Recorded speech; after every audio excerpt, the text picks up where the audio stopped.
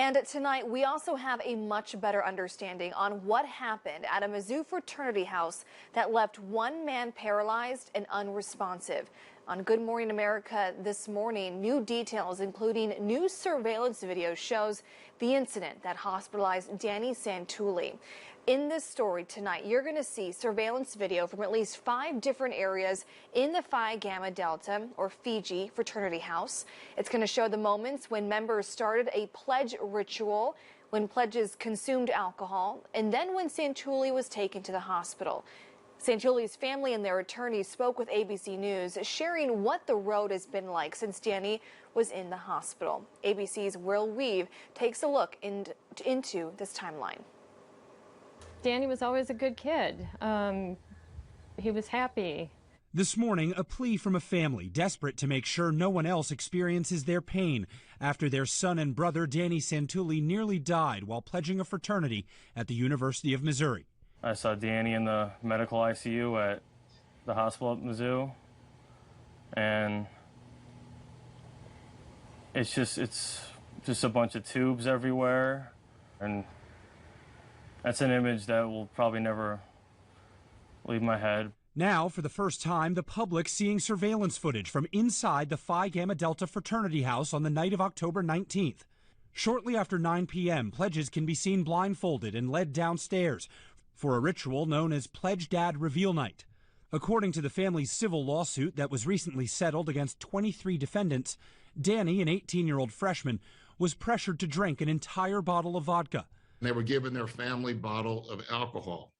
And then they drank from it, and they took them upstairs, and for the next 2 hours, they drank and drank and drank.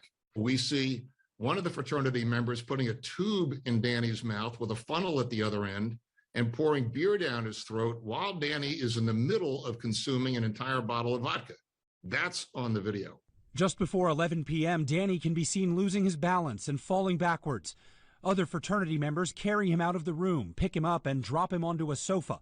Around 12:30 a.m., Danny, alone on the sofa, begins to slip onto the floor. As the minutes tick by, he struggles to move, then lies still. After 15 minutes, another fraternity member finds him on the floor, unresponsive, then lifts Danny back onto the sofa. Other brothers come into the room. One picks Danny up and carries him toward the door, dropping him on the floor.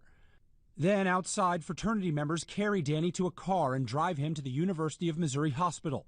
Just the fact that they knew he was in distress and his lips were blue and nobody called 911. It's like, I don't know. I mean, a 6-year-old calls 911. When Danny arrived at the hospital, he was in cardiac arrest and not breathing. His blood alcohol level, a near-lethal .486. After 6 weeks in the ICU, Danny was moved to a rehab hospital in Colorado. Now, more than 7 months later, he's back home in Minnesota with his family. What did the doctors tell you about Danny? That he'll need care for life. He's still not talking or walking. He's in a wheelchair. He lost his vision. But he hears us and he knows we're there.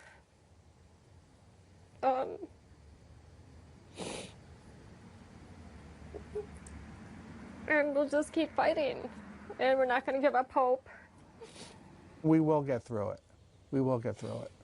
The University of Missouri has since revoked the fraternity's charter and proposed sanctions against 13 of its members. Prosecutors have charged one fraternity member with 2 misdemeanors for supplying alcohol to a minor. But the family says that's not enough. Your family believes that Danny was hazed? Oh, 100%. Yes. Mm-hmm.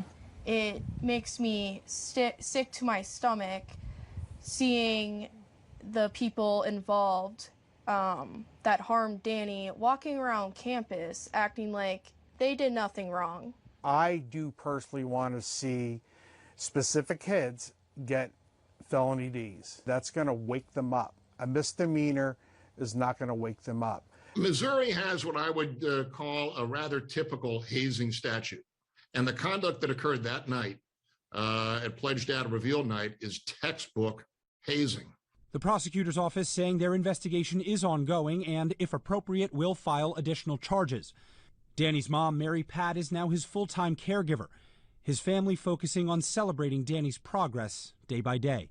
At the end of the day, it's still Danny, still looks like Danny, and we're going to love Danny forever, and we'll always be by his side no matter what. Overnight, the fraternity told ABC News, quote, Danny should not have been put in such a situation, and the fraternity prohibits hazing and giving alcohol to minors. On Monday, the Santullis filed an amendment to their civil suit, adding 2 more fraternity brothers to the case. Will Reeve, ABC News, Boston. All right, and for our complete coverage of this story, we've been following it since October. You can always head over to our website at abc17news.com.